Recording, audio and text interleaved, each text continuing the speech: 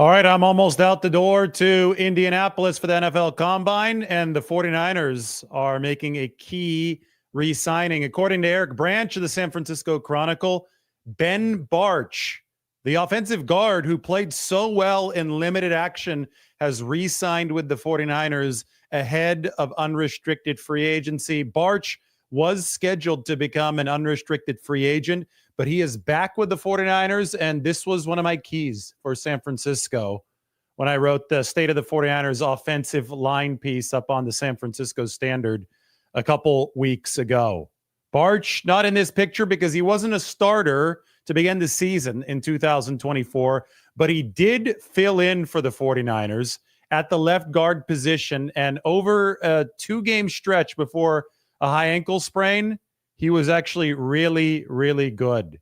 Take a look at this. The 5 starters at the beginning of the season are at the top. Then we've got the dividing line to the 49ers reserve offensive linemen. You've got percentile scores for pass blocking, percentile scores for run blocking. So if you're over 50, then you're above average. You're better than 50% or however many percent of offensive linemen at your pass blocking grade. And of course, run blocking is measured in the same way. So blue is good, red is bad here. A lot of red for the 49ers, especially on the interior offensive line when it came to pass protection last year. Aaron Banks, Jake Brendel, Dominic Puni. You go down here to Ben Bartch. Look at this. The only lineman outside of Trent Williams on this team who had above 50th percentile grades in both pass blocking and run blocking. 93rd percentile pass blocker, gave up only 1 pressure for the 49ers over his 65 snaps. 68th run blocker, 68th percentile run blocker, also did well in that regard for the 49ers. Some really good run blocking for Ben Bartch when he came aboard as the starter against Buffalo in the snow. Remember, the 49ers were opening up some good holes for Christian McCaffrey, but then Christian got hurt early in the second quarter of that game. And then came the game against the Chicago Bears, where the 49ers were actually firing on all cylinders in early December. That's where Bartch got hurt, but he was still delivering before he got hurt. Nice block on an early screen. Remember that first drive? They finally started throwing screen passes, and I thought that Bartch showed the mobility that the 49ers demand out of their offensive linemen. Now, when we talk about building the offensive line in front of Brock Purdy, we have to realize that Aaron Banks is scheduled for unrestricted free agency, and the 49ers are unlikely to re-sign him. Kind of like Laken Tomlinson, his predecessor at left guard. I think Banks is going to command some more money in free agency than the 49ers are willing to pay. Then there's the center position with Jake Brendel, where it saw a significant regression in my eyes last season. Brendel struggled at some big moments, and obviously center, it's got to be the rising tide that lifts all boats. Otherwise, it can be the sinking tide that lowers all boats. And last year, because the 49ers did not get the best performance from their center, maybe because of the knee tendonitis that Jake Brendel was dealing with, they also backslid at a very important position of the offensive line. And then Dominic Puni was a godsend for the 49ers. I get it. The run block percentile over the whole season was really good, but he did slide toward the end of the season, just the rookie slide. I think Puni is going to be awesome for San Francisco, as he was for 80% of the season. I think that rookie walls are a thing because the seasons are so long in the NFL. These players have to get used to them. But I think that Puni is the first building block for the long term of the interior lineman for San Francisco, but they need more. And Bartch might be somebody who can fill that role. They should not give Ben Bartch a starting spot outright. And I don't anticipate that happening. He's re-signed with the team ahead of unrestricted free agency, so it's likely that the 49ers got a good price here. But they definitely have somebody who showed them quite a bit of promise over his 65 snaps in 2024, and they can now build through the draft. Who knows what they're going to do through free agency? I will say that Kyle Shanahan has not paid guards in the past, and I don't think this is going to qualify as truly paying a guard since they're able to re-sign Bartch in February. Shanahan has paid tackles. Trent Williams, he's invested big-time draft capital in tackles. See Mike McGlinchey, first-round pick, number 9 in 2018. And he's obviously paid centers, Weston Richburg and Alex Mack. The guard position is where Kyle Shanahan has gone the budget option. And Ben Bartch, based on what we saw last year might be quite the budget option for the 49ers. I get it that the sample size is small, but I do think that this has some potential for the 49ers based on how good he looked. He looked a lot better than Aaron Banks in the lineup, and he scored a lot better than Aaron Banks, 93 and 68. Sample small, but promising, and the fact that the 49ers were able to grab Ben Bartch and re-sign him at this juncture of the offseason, I think is very significant, everything considered, because they have looked for bargains at guard before, and it's very likely if you re-sign somebody on February 24th, you have attained a bargain rate. More about Ben Bartch. He was drafted by Jacksonville in 2020. This is a 4th-round pick. Ben Bartch was then on Jacksonville's practice squad when the 49ers poached him in 2023. But he had not yet fully re-strengthened following a gruesome dislocated knee that he suffered with Jacksonville in 2022. So Bartch was just a reserve guy last year. He saw some garbage time action for the 49ers, but they really believed that once this guy re-strengthens his knee, and once his mobility is fully back, once he's ready to go, once he's ready to anchor, once he's ready to run block, they like this potential. I mean, a 4th-round talent. He went to a small school called St. John's in Minnesota. So he was big man on campus there, moved to the NFL, actually saw some success with Jacksonville after he went through a crazy weight gaining formula. I'm going to read that to you in a little bit. Just wait till you hear about the milkshake that Ben Bartch consumed every single day to reach his NFL playing weight. But he saw some early success with Jacksonville, played the interior line. 49ers believe he's got some center capability as well. They like that versatility on the inside.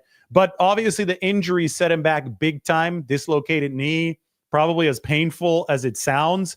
49ers were able to get him onto their 53-man roster last year's depth, and he re-strengthened over the offseason, got to know the system over the course of a calendar year. And then, as I showed you, the 65 snaps before the high ankle sprain this past season were damn impressive. Only Trent Williams and Ben Bartch scored over the 50th percentile in both pass blocking and run blocking. So this right here is Ben Bartch in a nutshell. This guy's dedicated to football. Let me read this to you. When he left St. John's, or in fact, when he entered St. John's, he was only 220 pounds. Let's put it this way. He was a tight end. A lot of 49ers linemen were tight ends in the past because they like athleticism up front. So he was a tight end entering college, St. John's in Minnesota. 3rd-string tight end as a sophomore. Caught 4 passes for 43 yards, mainly a special teams guy. But because he could block so well, the coaches wanted him to beef up and become an offensive lineman from his sophomore to junior year. So in order to gain weight, Bartch consumed a protein shake daily, consisting of 7 scrambled eggs, a tub of cottage cheese, quick grits, peanut butter, bananas, and Gatorade, growing from 240 pounds to 270 pounds in just the summer. He eventually reached 308 pounds with this method. It's about 315 now for the 49ers. He became St. John's starting left tackle. St. John's, they're called the Johnnies. He became the Johnnies starting left tackle and was named 2nd team All-Minnesota Intercollegiate Athletic Conference and to the All-State AFCA Good Works team at the end of the season. So think about that. He eats a tub of cottage cheese, 7 scrambled eggs, quick grits, peanut butter, bananas, and Gatorade in a smoothie every single day to gain weight. And then he becomes an all-conference offensive lineman and is eventually drafted into the NFL, 4th-round pick of Jacksonville in 2020. That's what Ben Bartch is all about. Ben Bartch is a football guy. I think Ben Bartch watches the channel, by the way.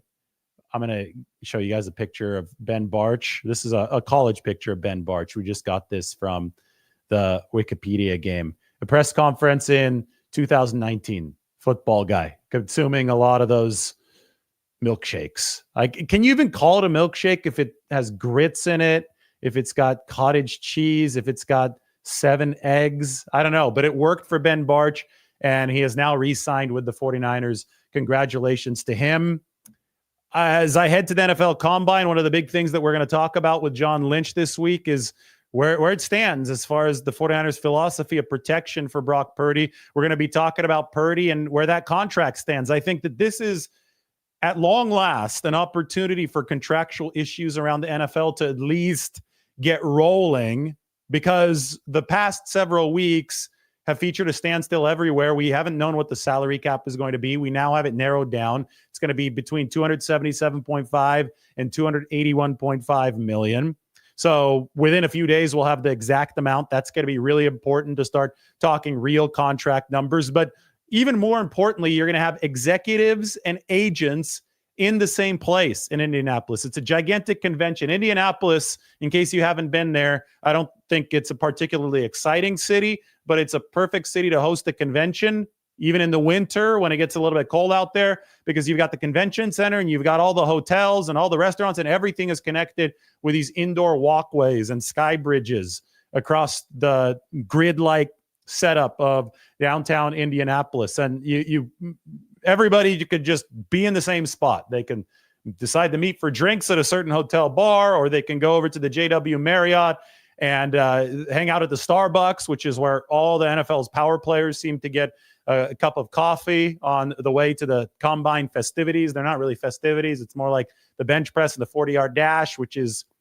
extremely boring to watch in person, but the scouting department has to be there. I think Kyle Shanahan recognizes that it's boring to watch in person, which is why he doesn't attend the combine. But above all else, because everyone is in the same general vicinity, agents, executives can finally talk. We could probably finally expect a sense of market to start developing for Dre Greenlaw, for Talanoa Hufanga, and then free agency is just a couple weeks away. That's when actual negotiations can begin. And after the talking that starts at the NFL Combine, walk can turn into walk over the course of March, right? So as it pertains to Brock Purdy, I'm sure that his representation is going to be in Indianapolis. Obviously, the 49ers are going to be there. We'll see if any movement can begin happening on that front. And we're going to get to talk to John Lynch on Wednesday, and I think that he's going to be able to give us at least the tone of what is happening right now. What is the vibe from the 49ers side, from Brock Purdy's side? And based on that, we can start to gauge how long this is going to take. But for the course of the past 2 months, ever since Brock Purdy became eligible to sign a new contract, I have said the 49ers need to know what the salary cap size is going to be before they start crafting the nuts and bolts of this deal. Well, that's almost here. We now have the very I can't even call it a ballpark estimate because it's much more specific than that. We now have a specific estimate. We could put it that way, a very specific estimate of what the salary cap is going to be. We're a few days away from knowing the exact numbers, and now it's time to rock and roll. And the 49ers are starting to get some of the business that they can done before the start of unrestricted free agency done. They have re-signed Ben Bartch. That is according to Eric Branch of the San Francisco Chronicle. I'm going to open up the 49ers depth chart, and I'm also going to open up the State of the 49ers piece up on the San Francisco Standard. I'm going to go ahead and send this to Mike. Mike, if you can toss this into the description, would very much appreciate it, because I think people should go check out the San Francisco Standard. I mean, this was the State of the Offensive Line piece published about a month ago, where we talked a lot about Bartch. We talked about Purdy. I mean, I'm going to open this up and go more into Purdy and the protection for him and how that can help out the 49ers. Run blocking is going to be so important for this football team. Take a look at this graphic. We can make this even bigger, because pass protection actually improved for the 49ers on the right side this past year. It was a little complicated to gauge the pass protection. One thing that I don't think was all too complicated to gauge, though, was the run blocking for the 49ers. Their first down run efficiency was below average for the first time since 2017 under Kyle Shanahan.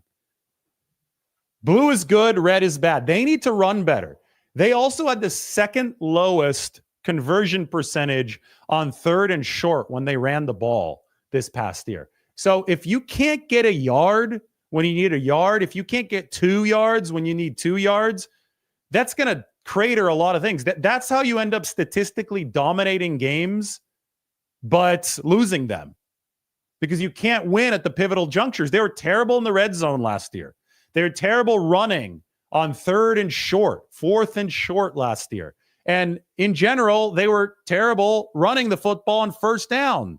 And 1st down is the game plan down. It's the run down. Let's be honest. That's when a run first team establishes what it needs to do on the ground. The 2023 49ers were number 1 in this regard. Now, I know that a big variable that changed was Christian McCaffrey, but perhaps it was McCaffrey and company masking a decline in that interior offensive line in 2023. Then they don't have McCaffrey anymore, so you rip off the Band-Aid in 2024 after the injury, and all of a sudden, things are not pretty at all. Number 20 in 1st down run efficiency. Like I said, number 31 in 3rd and short run efficiency. So Ben Bartch, we can go back to this. Ben Bartch was one of 2 49ers offensive linemen who graded above the 50th percentile in both pass blocking, I'm circling it down to the bottom, and run blocking. The other was Trent Williams. So Bartch is immediately going to be thrust into competition for one of the interior line spots. Perhaps he's the favorite to start at left guard following the departure of Aaron Banks. Another interesting name to watch is Nick Zakelj. Zakelj was in the same draft class as Brock Purdy, so he's going to be entering his 4th year. 6th round pick out of Fordham by way of Ohio. That's where he grew up, in the Cleveland area. He got some action at the end of last season. 162 snaps for Zakelj, and he was a really good pass protector. Didn't give up a single pressure. I think that he's really blossomed as a pass protector behind the scenes. 96th percentile, but his run blocking grade was miserable. It was like 40 something. It's 0 percentile because he was at the bottom of eligible guards. So unless Zakelj improves as a run blocker, I think that Ben Bartch, out of the rostered 49ers right now, is the favorite to start at left guard, and we will see what they do in the NFL draft. But I have to remind people that guard has not been a high investment position for the 49ers. They picked Aaron Banks in the 2nd round of the 2021 draft, and they picked Dominic Pooney in the 3rd round of this past 2024 draft. The Pooney pick, obviously a home run for the 49ers. Immediately starting, I think that surprised a lot of people. Started much more quickly than Aaron Banks, who was a 2nd round pick. It took him a year. They've never used a 1st round pick on this. They've never signed a guard in free agency to big money. They've tried to go for the bargain deals. I think that because Ben Bartch did sprain his ankle, the high ankle sprain that ended his season after the 65 snaps, I think that's what made him available for the bargain deal, because the league just hasn't seen a whole lot of him. Again, the dislocated knee happened in 2022. Then the 49ers poached him off a practice squad in 2023. Garbage time that season, 65 snaps, albeit really good snaps in 2024, but not enough exposure for Ben Bartch to foray into March into unrestricted free agency and try to command a big contract. So the 49ers probably got him at something near the league minimum. And now he can compete for a starting job. And then it's going to be a 1-year contract for Bartch. So he'd be scheduled to be a free agent again in 2026. Big re-signing though. Like, I'm under the radar. This was key to me, because now that we have a chance to open up the 49ers depth chart, we can really see that they have badly needed to add at the interior line. Let's zoom in on it. We can add Ben Bartch into this right now. Spencer Burford, I've penciled in as the starting left guard for the 49ers, and he's going to compete with Ben Bartch. I talked about Nick Zakelj a little bit earlier, but I see Burford for the 49ers as an ideal 6th offensive lineman. He even played left tackle to end last season. Whereas I see Ben Bartch, based on how he played last year, as an upgrade. I think the 49ers have literally hit the upgrade button at left guard by having Ben Bartch under contract. He played better in his limited sample than Aaron Banks did last season. So if the season started today, based on who the 49ers have on the roster, Trent Williams at left tackle, Ben Bartch at left guard, Brendel obviously still at center, although I think Matt Hennessy is going to push Jake Brendel. Hennessy started for the Atlanta Falcons at center for a season. following the departure of Alex Mack. Niners brought him in late last season, and he obviously didn't play, but was active there toward the end, and he's now going to have a full off season to pick up the system and impress Kyle Shanahan. We'll see what else they do at the position. This is where everybody's talking about Drew Dahlman and free agency, but that's still a couple weeks away. Dominic Pooney, obviously, at right guard, and Colton McKivitz at right tackle, with your main swing guy being Spencer Burford. I think that he acquitted himself well at left tackle when the 49ers had an emergency situation there to end the year. And Nick Zakelj, as I showed you, the pass protection that he showed over his 160-plus snaps, I think good enough to give the 49ers some hope that he can be a good rotational backup guard for San Francisco. Now, that's just today, right? This is what the line looks like right now with the re-signing of Ben Bartch. And I think I put their exclusive rights free agents in blue. I'm not going to put Ben Bartch in blue. We'll shade him in a different color. But with Bartch back, that's what it looks like. Now we can start talking about other options for the 49ers. Drew Dahlman has been the most popular name, pending free agent at center. And then we'll see how the NFL draft goes to further shake up the room and try to further improve the 49ers offensive line. But protection for Brock Purdy is absolutely vital. Here's the 49ers pass protection through the years. Red is bad, blue is good. As you can see, they actually got better on the aggregate in 2024 than they were in 2023, which I find massively fascinating. And when you look at all the data and you say, well, why did the 49ers offense regress? Well, the main reason they regressed was because they weren't getting open. The receivers, their separation numbers dropped to last place in the league, but they actually pass blocked better than 2023 because of the Pooney effect on the right side of the line. It was much better than Spencer Burford and Colton McKivitz when you put Pooney alongside Colton McKivitz on that right side. But despite the fact that the pass blocking efficiency was better for the 49ers, the overall offensive efficiency took a tumble, as I said, mainly due to the separation problems and also due to the fact that they dropped to number 20 in first down run efficiency. So it's a larger mosaic, and the 49ers have to take care of all pieces of it, and that's why we're very interested in Ben Bartch, because you can see here at the very bottom, Ben Bartch did perform for San Francisco last season. A couple other pieces of news here relating to the 49ers.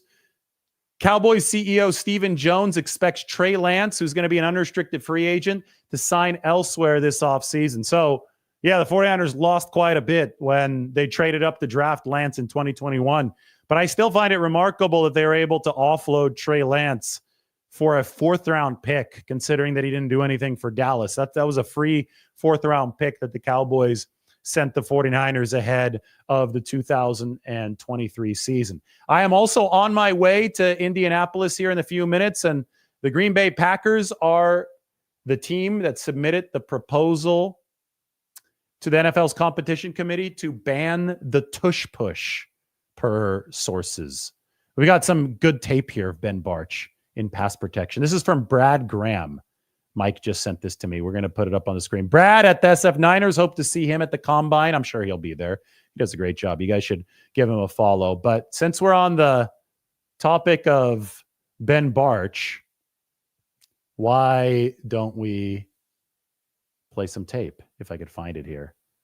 Find it in this massive library of files that we have on the phone. Mike, I can't find it. Trying to download it. I can't find it. Terrible. I really want to download it and put it up here, but it seems that things have changed in my little file structure on this computer. Here we go.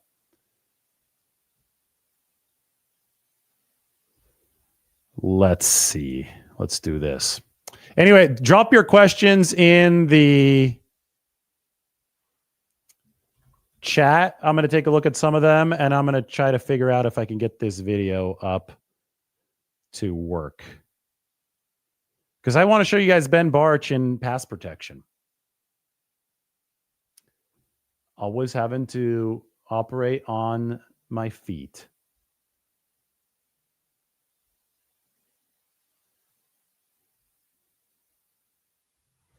Yeah, I could try to airdrop it from my phone. Oops, I just dropped my phone.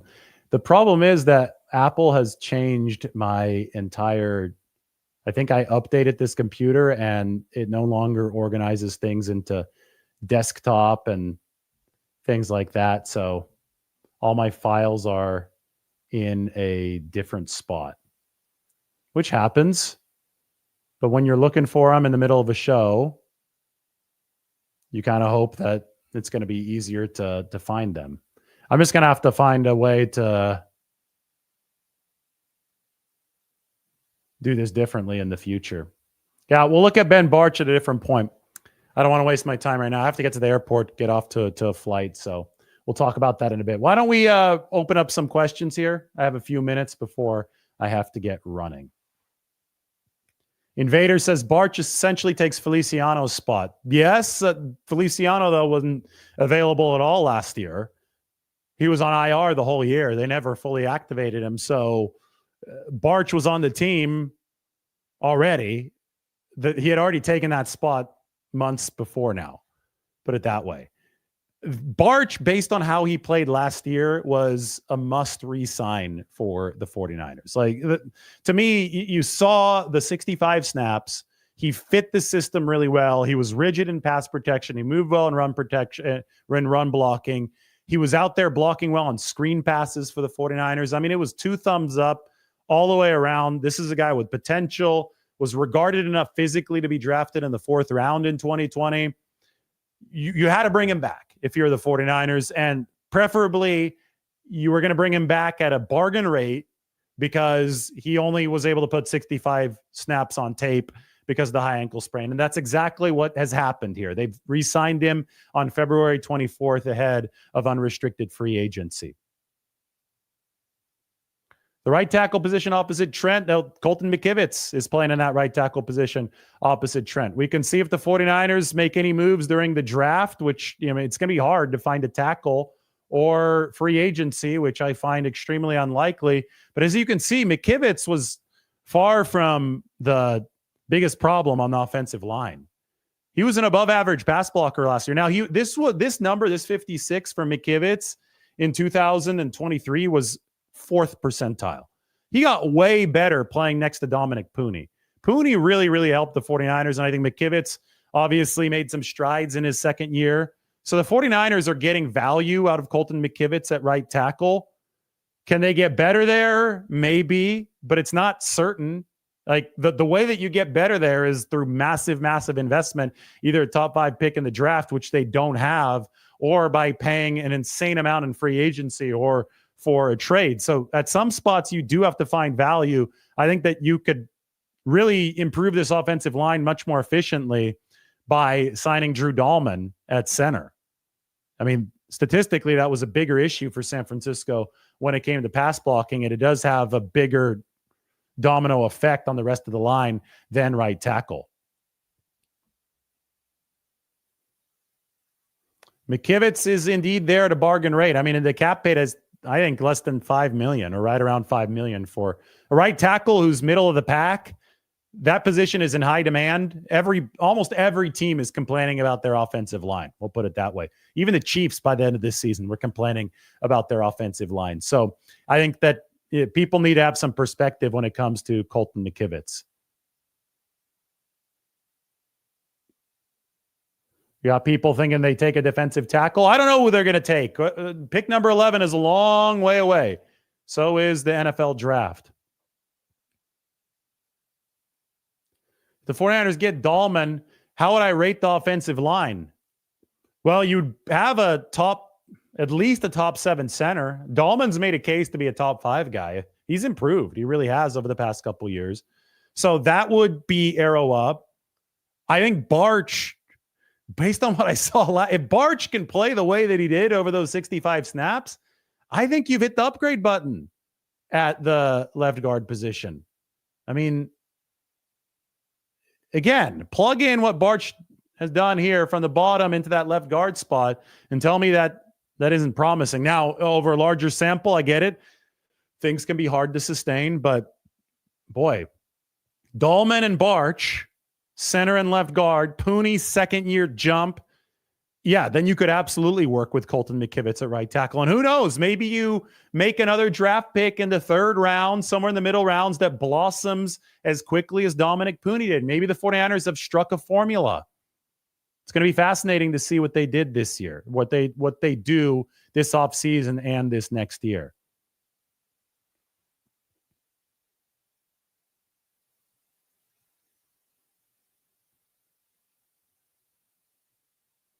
Center is massively important. It's especially important in Kyle Shanahan's scheme. But around the entire league, the past 30 years have seen centers start to take on a lot of cerebral responsibility so that there's less on the quarterback's plate so the QB can focus on doing what he needs to do. And because of that, center is a cheat code to make these offenses turbocharged to the next level. All right, guys, I've got to head to Indianapolis. Everybody, thanks for watching. Again, the news, the 49ers re-signing Ben Bartch. This comes from Eric Branch of the San Francisco Chronicle. It's all about protection for Brock Purdy. It wasn't terrible last year, but I can leave you with, I think, one of the most staggering stats.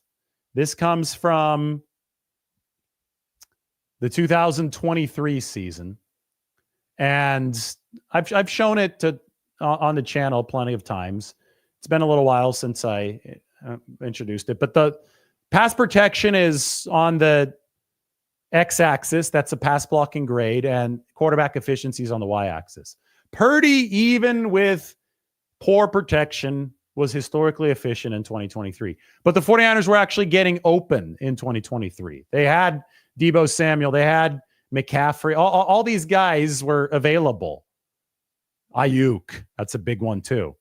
Imagine how good Brock Purdy could be if the 49ers moved the dot over to the right with pass protection and also regain some separation. They need an offense firing on all cylinders, and they have just officially confirmed the re-signing of Ben Bartch. Big news for the 49ers. We are moving forward to Indianapolis. I'll talk to you maybe from the road, maybe from Indy. NFL Combine coming up, so we'll see you in a couple hours. Hit that subscribe button, hit the like button, and make sure you comment. We'll talk to you soon.